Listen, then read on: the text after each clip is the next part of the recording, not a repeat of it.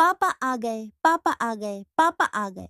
पापा खाने के लिए क्या लाए? घर में घुसो नहीं कि इनकी टूर टूर बाजी शुरू हो जाती है। कितनी बार कहा है, घर में आते ही थोड़ी देर शांति से रहने दिया करो, लेकिन नहीं, इनकी बकबकबाजी शुरू हो जाती है।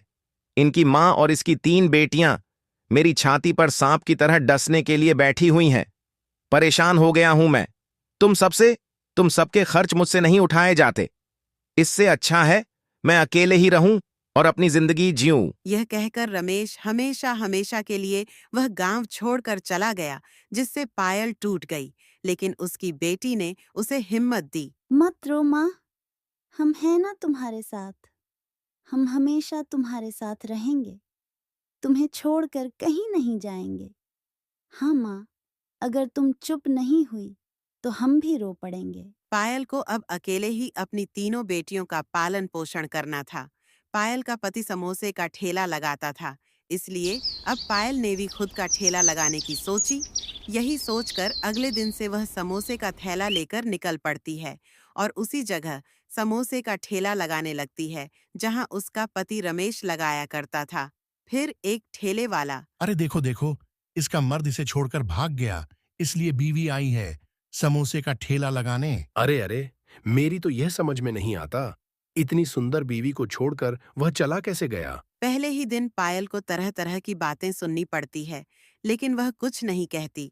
तभी उसके पड़ोस में रहने वाला मदन लाल, जो कि वहां पर चाट का ठेला लगाता था, उससे कहता है, पायल भाभी औरतों की बस की बात नहीं है।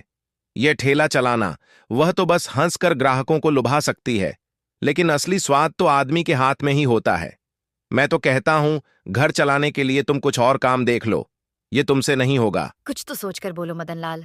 तुम्हारी भी तो 2 बेटियां हैं, लेकिन फिर भी तुम लड़कियों को लेकर इतनी घटिया सोच कैसे रख सकते हो?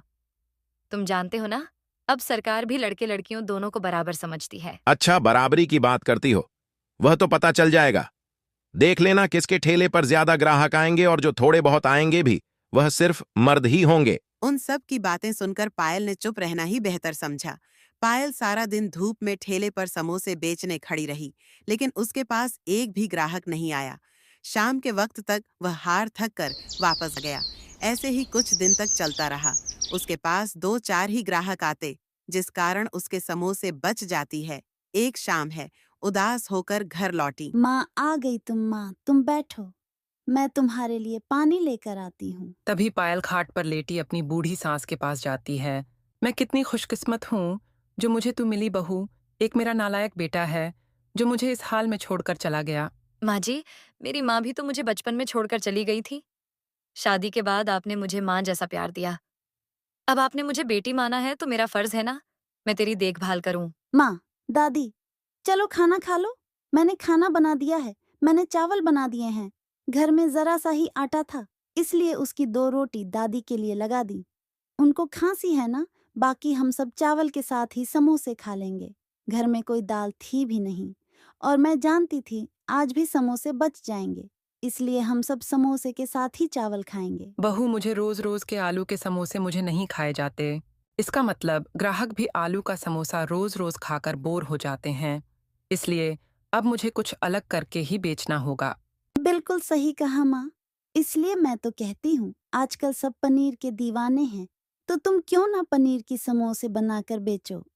देखना अच्छी कमाई होगी। आलू तो काफी सस्ते होते हैं, इसलिए बनाना आसान होता है, लेकिन पनीर तो बहुत महंगा होगा। वह सब बातें कर ही रहे थे, तभी पड़ोस की कमला काकी रोते हुए उनके घर आती है। अरे कमला काकी, क्या हुआ? सब ठीक तो है ना? अरे बहू, तुम तो जानती हो ना, मेरे बेटे के अलावा हमारे इस दुनिया में कोई नहीं है, और वह शहर में नौकरी करता है और वहीं से मुझे खर्चा भेजता है। लेकिन अभी अभी किसी का फ़ोन आया था कि उसका शहर में एक्सीडेंट हो गया है और वह अभी अस्पताल में है, इसीलिए मुझे फ़ौरन बुलाया है। तो मुझे अभी शहर जाना होगा, लेकिन मेरे पति और तेरे काका वह बूढ़े हो गए हैं और वह बीमार भी रहते हैं, इसीलिए वह नहीं जा पाएंगे वहाँ, इसीलिए वह नहीं रहेंगे। साथ ही मेरी गाय राधा अकेली रह जाएगी, इसलिए मैं चाहती हूँ कि तुम उसे संभाल कर रख लो। काकी, आप बिल्कुल भी फिक्र मत कीजिए, आपने सिद्ध होकर जाइए। मैं काका और आपकी गाय का अच्छे से ख्याल रखूंगी।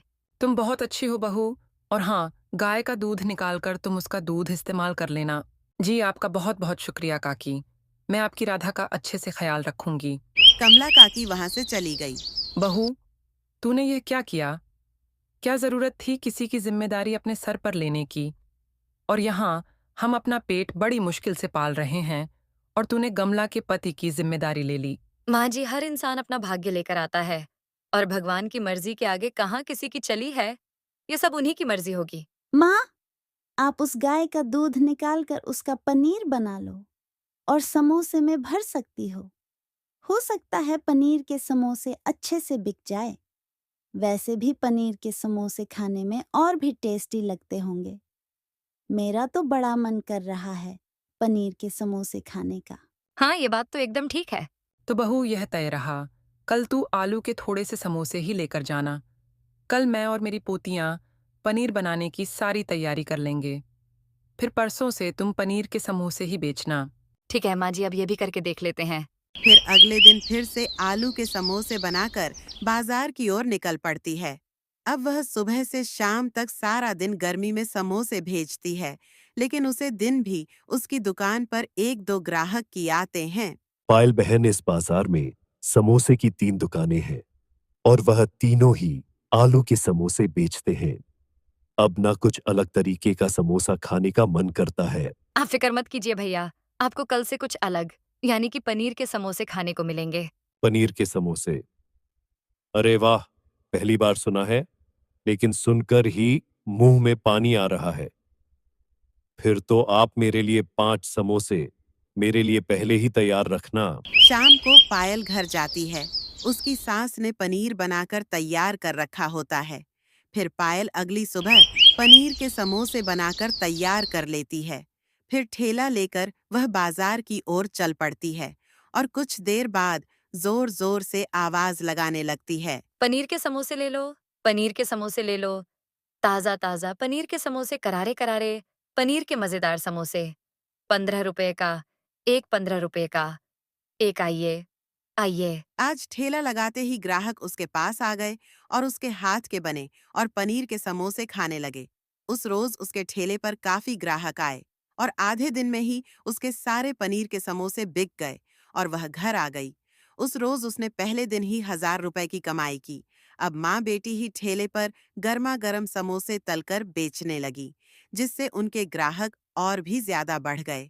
पहले जहां बाजार में उसके ठेले पर कोई ग्राहक नहीं होता था, वहीं अब बाकी ठेले की ग्राहक भी आकर उसके ठेले के पनीर के समोसे खाने लगे, जिससे अब आजू बाजू के ठेले वाले उसे जलने लगे। इस पायल की वजह से हमारी कमाई कम हो गई है। अब बाजार में इसके पनीर के समोसे दिखते हैं बस। हाँ, सही कहा तुमने। इसका कुछ ना कुछ तो करना ही पड़ेगा। मेरे पास एक आइडिया है। सुना है इसके पास एक गाय है जिसके दूध से यह पनीर बनाती है।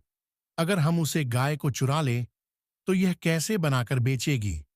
पनीर के समोसे आज रात इस प्लेन को अंजाम देंगे। ये दोनों उसी रात को पायल के घर जाते हैं और बाहर बंदी राधा गाय को घूमते से छुड़वाकर अपने साथ ले जाने की कोशिश करने लगते हैं और दूसरा पहले वाला उसके खड़े ठेले में आग लगाने की कोशिश करता है। लेकिन तभी राधा जोर जोर से रब्बानी लगती है। उसकी आवाज सुनकर पायल और उसकी माँ सभी घर के बाहर आ जाते हैं और मदन लाल को देखते हैं। देखते ही वह दोनों उसे सारी बात बताते हैं कि वह दोनों यहाँ क्यों आए थे। यह बात पता चलते ही वह उन दोनों को मुखिया के पास लेकर जाते हैं। जब मुखिया अपना फैसला सुनाते हैं, आज के बाद यह दोनों आदमी इस गांव में कभी ठेला नहीं लगाएंगे। नहीं नहीं, ऐसा मत कहिए। अगर ऐसा हुआ तो मैं अपनी दो दो बेटियों को क्या खिलाऊंगी? हम पर रहम कीजिए। यह देख पायल को उन दोनों पर दया आ गई और पायल ने उन दोनों को माफ कर दिया। अभी वो सब भी अपना ठेला बाजार में लगा तो लेते थे, पर सबसे ज्यादा कमाई पायल की ही होती थी। कुछ समय बाद कमला काकी भी गांव लौट आई और अपनी राधा की अच्छे से सेहत देख बहुत खुश हुई।